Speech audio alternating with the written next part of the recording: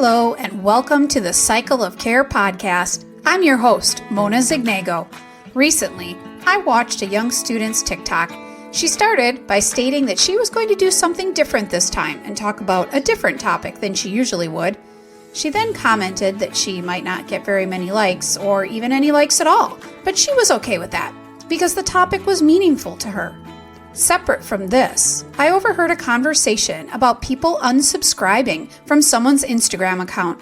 All of this virtual feedback got me thinking about feedback in general, the various ways we can receive it, the various ways it can be given, and the value we place on positive and negative feedback we receive in person and the virtual feedback in likes and unlikes and unsubscribes in the world we live in today.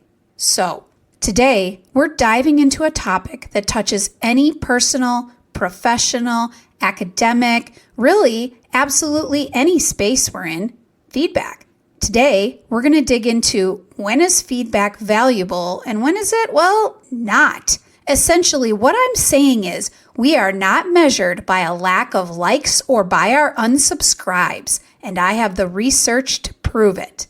Although it may feel that way at times, our lives are not measured by how many people criticize us or disagree with us. They are measured by the good we are doing and by how closely we are living in alignment with our values and our mission and vision. We can consider measuring success for ourselves through the goals we set, the boundaries we hold around feedback, and our ability to recognize what feedback is true for us and aligned with who we are, and when enough feedback is truly enough. We grow when we can distinguish between feedback that is generative and feedback that is simply noise, all while staying deeply focused and grounded in our mission, vision, and core values.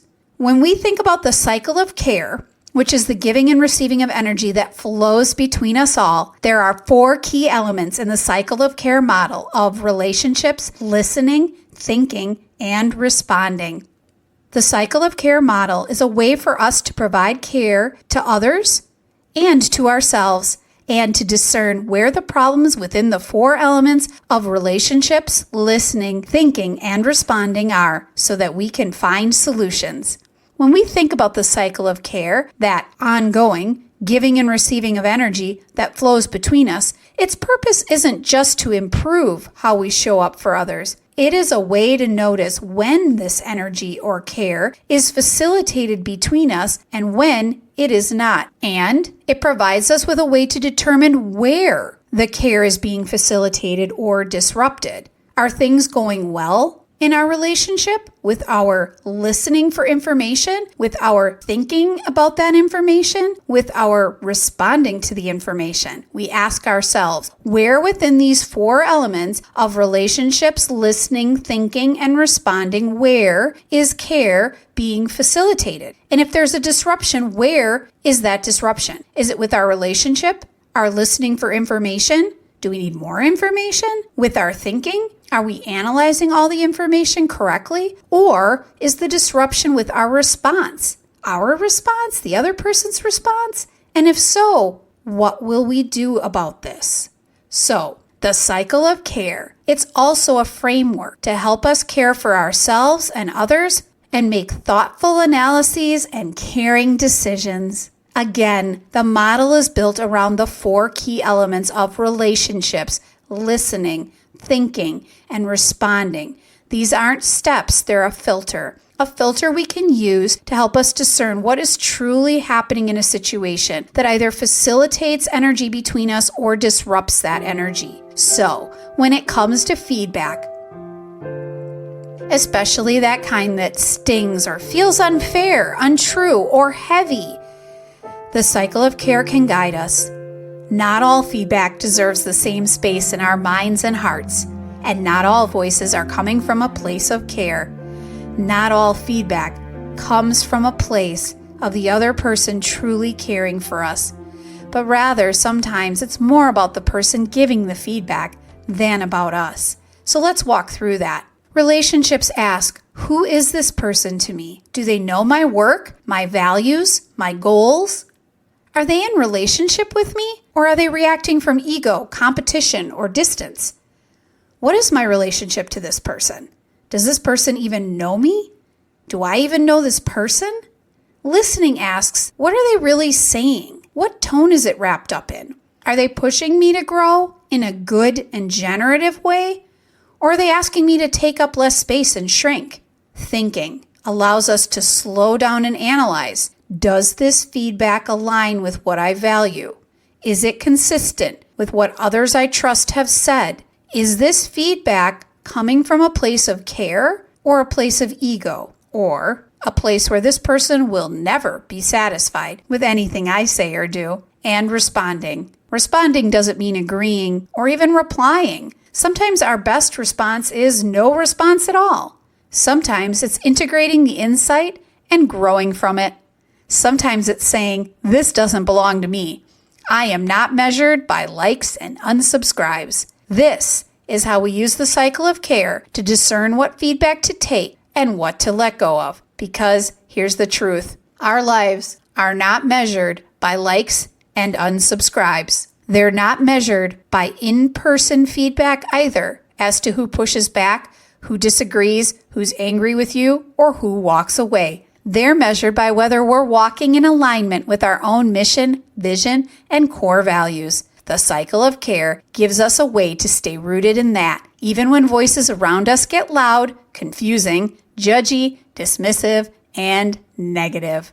Sometimes, for various reasons, we might feel like we have to take every piece of feedback that comes our way. Maybe we think we have to listen to everyone who provides us with feedback because we think it'll get us more likes, make us better, satisfy the customer, or it will quiet the squeaky wheel staff member. But research says not all feedback is equal, and not all voices should carry the same weight. In fact, research shows a small vocal minority often dominates the conversation, while the silent majority stays quiet. So when criticism feels like it is overwhelming us and bringing us down, the loudest voices do not always equal the majority of people in your life. And right there is our invitation to decide which voices we allow in, which voices we listen to, which voices have value to bring to our work and our lives. Like I said earlier, we are not measured by a lack of likes or by our unsubscribes,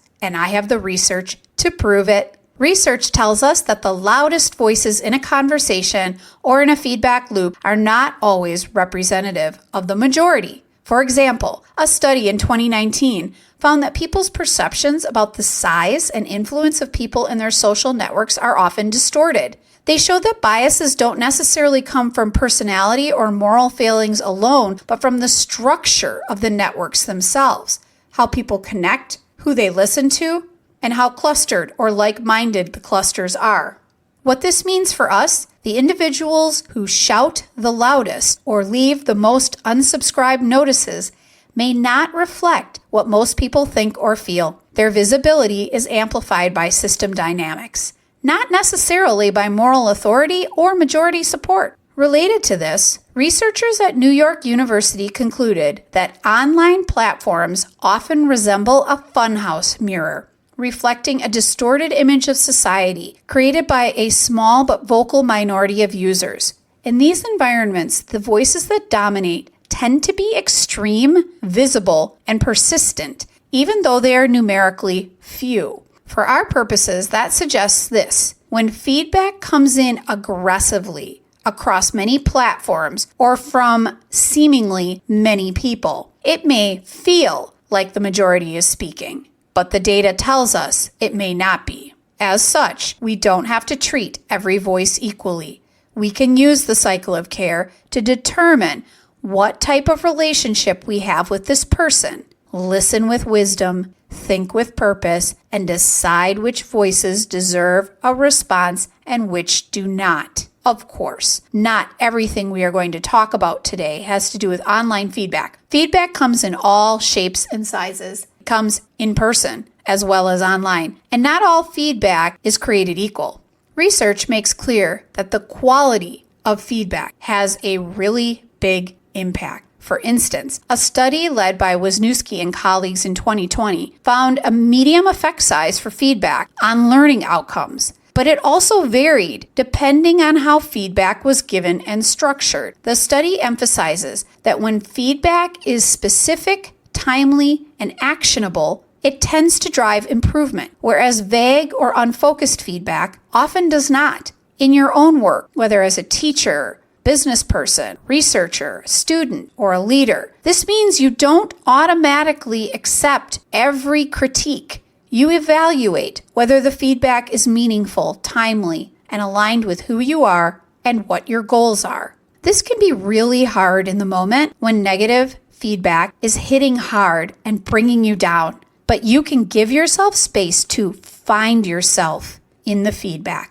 Give yourself time to process the feedback and then decide if there's anything valuable there to learn. Find who you are within the feedback, regardless of how it was delivered. Likes, unsubscribes, someone yelling at you in person, whatever it may be. And decide what is true for you. Decide who you are within the feedback and what is helpful and what is not.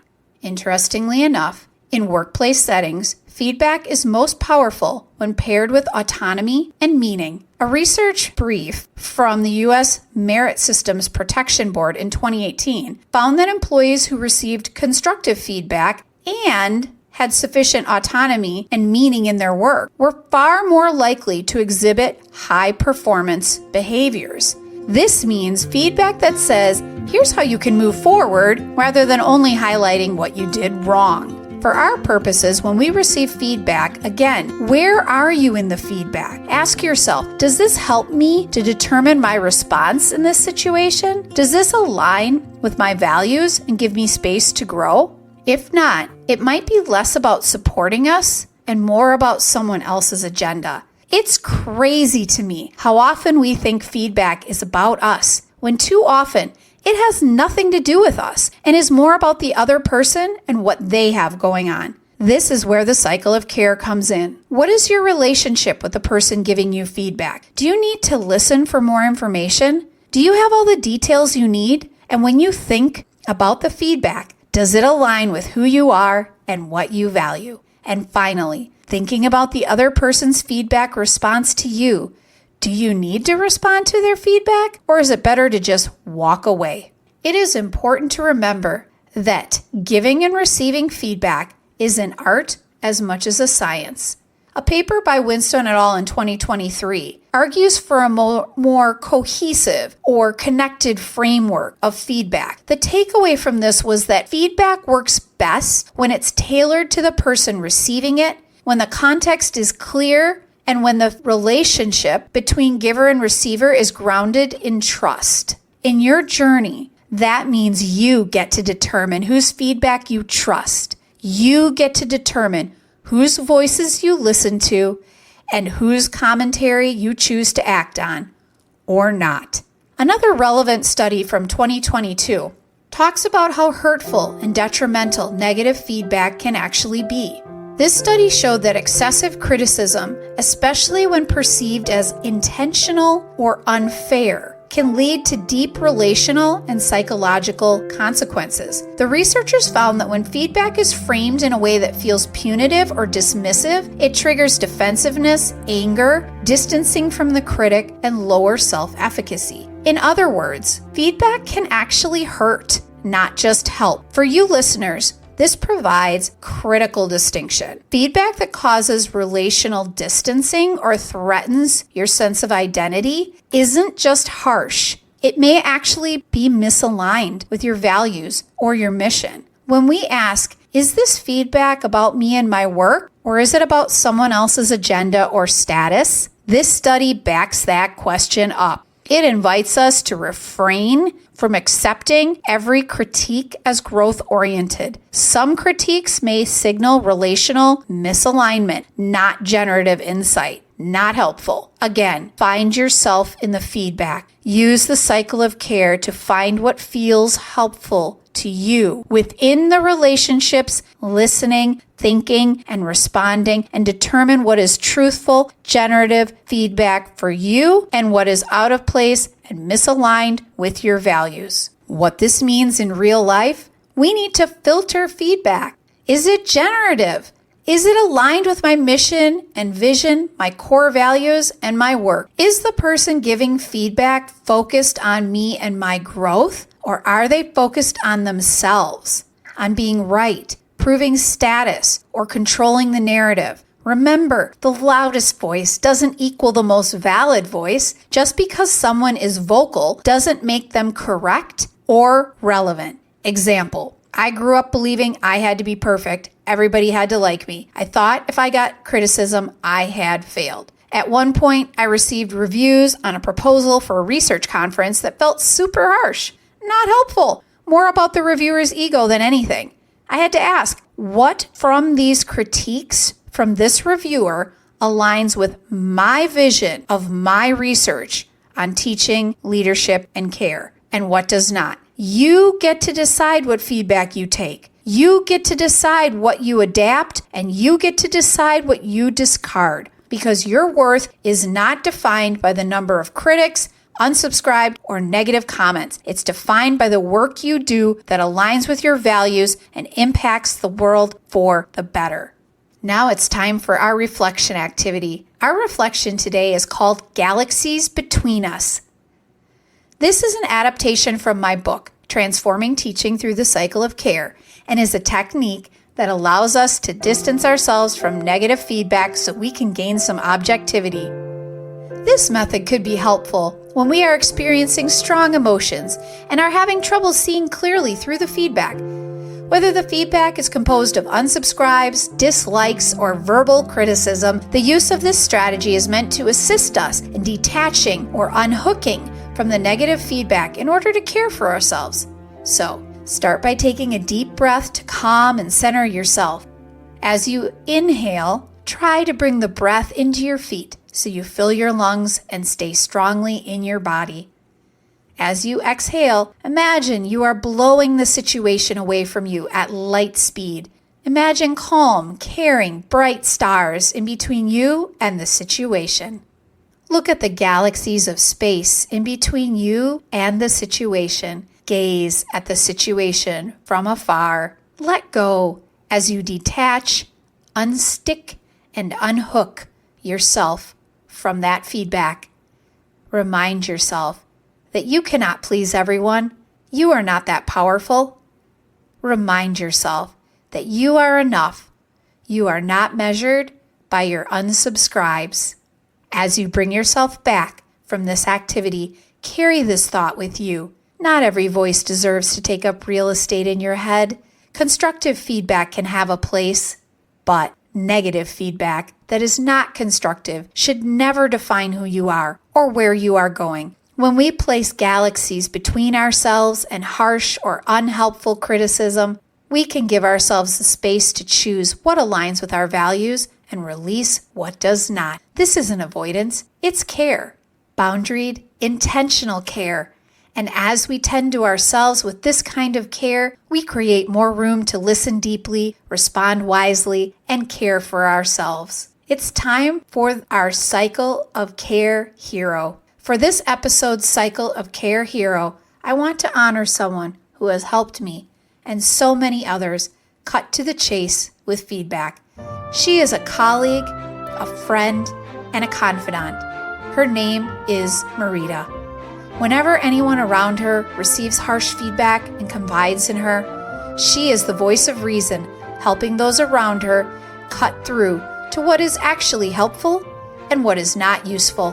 Marita exemplifies the cycle of care as she listens deeply, thinks intentionally, and responds with wisdom and clarity. Marita always comes from a place of deep, intentional care for others. Marita has helped me and so many others recover from harsh feedback and pull out the pieces of positive feedback that are helpful and constructive and leave the rest behind. Marita always holds firm to providing the truth, no matter how hard it may be for her to say. Because of all these things, she is this episode's Cycle of Care hero. So, in closing, we are not measured by our unsubscribes, but rather by the good deeds we do, the way we treat people, the way we leave rooms better than when we found them.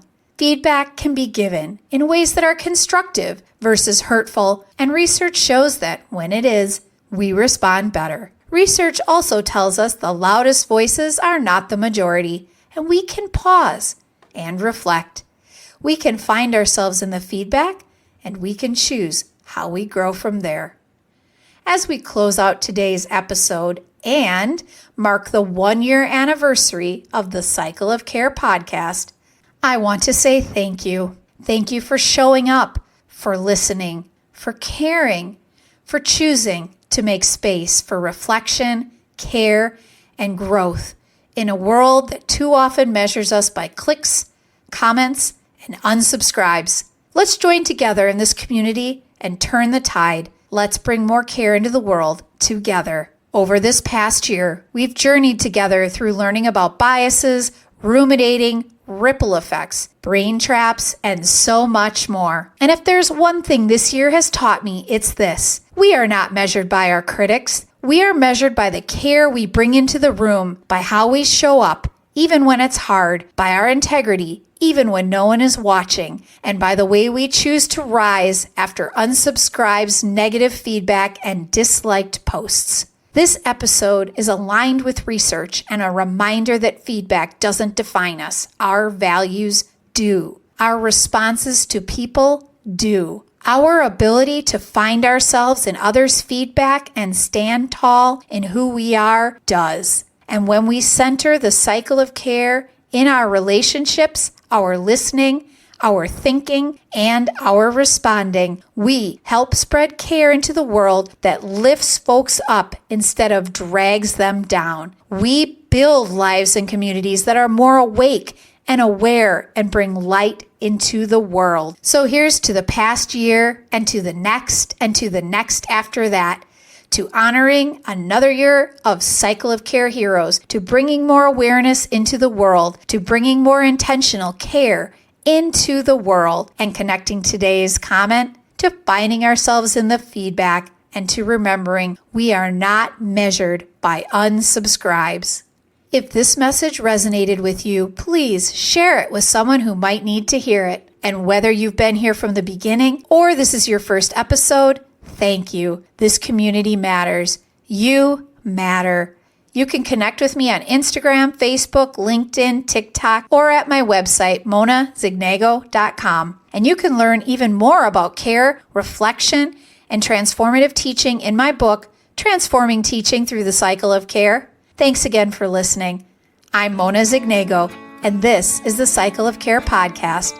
Until next time, move forward and commit to care. You've got this. Until next time, take care of yourselves and each other. Take care.